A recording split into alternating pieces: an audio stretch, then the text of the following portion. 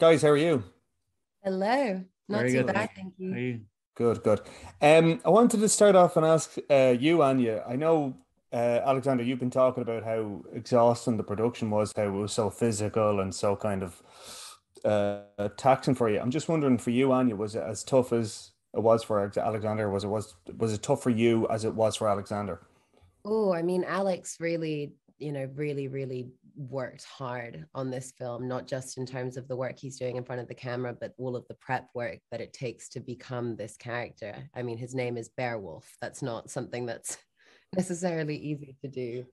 Um, but I'll just say that I I came into filmmaking trained by Robert. That is where I feel most comfortable. That is where I feel happiest. So I had a real blast. Like it was really obviously tough and cold and everything, but I was having the time of my life every single day and really content to be outside after spending so much time inside and thrilled to be with my original film family. Like I had a really great time.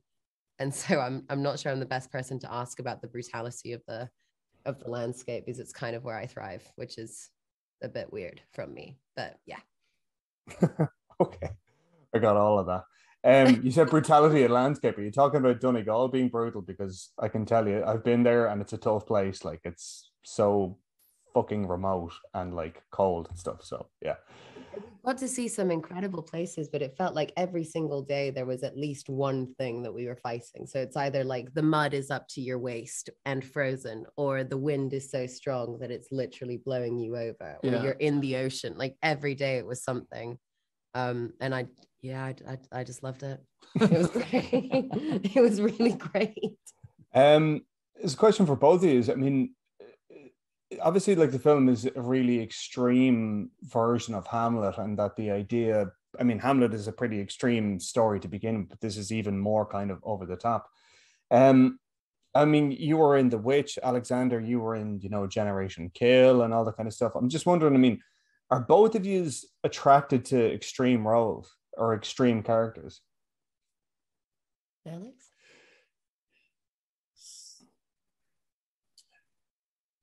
I would say sometimes there are definitely moments.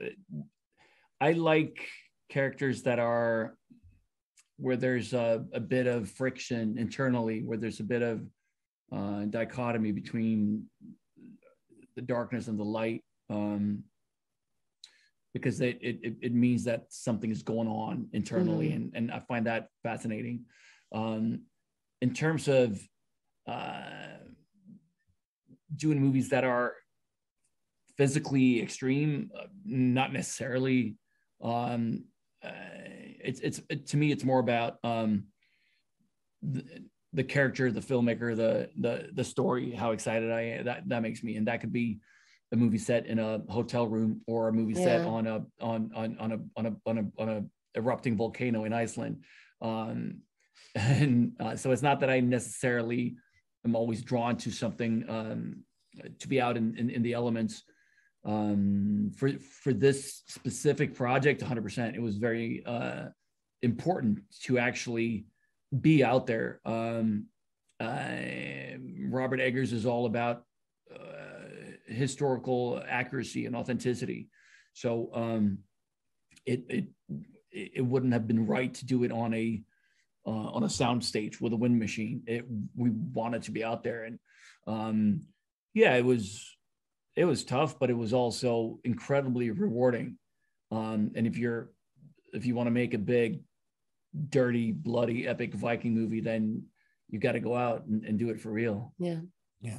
How about you, Anya? I mean, do you find yourself gearing more towards like these kind of extreme roles, or do you find it's just what Alex said, that like, it's the writer and the director that draw you in?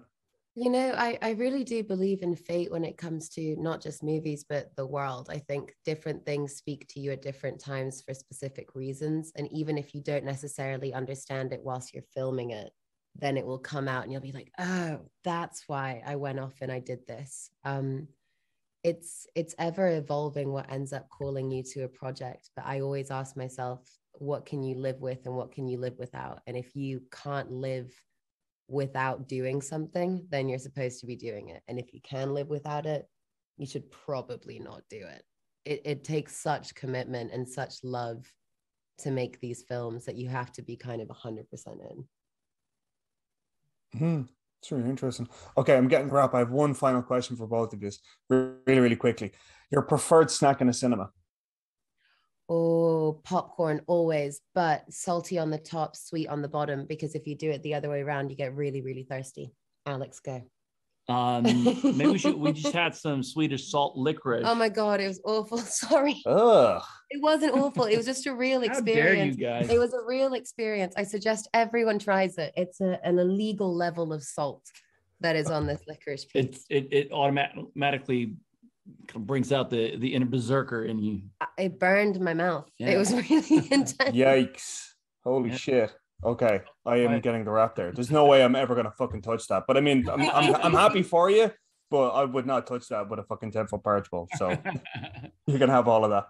All right, thanks a lot. Thank you. Thank you. Cheers. I will avenge you, Father. I will avenge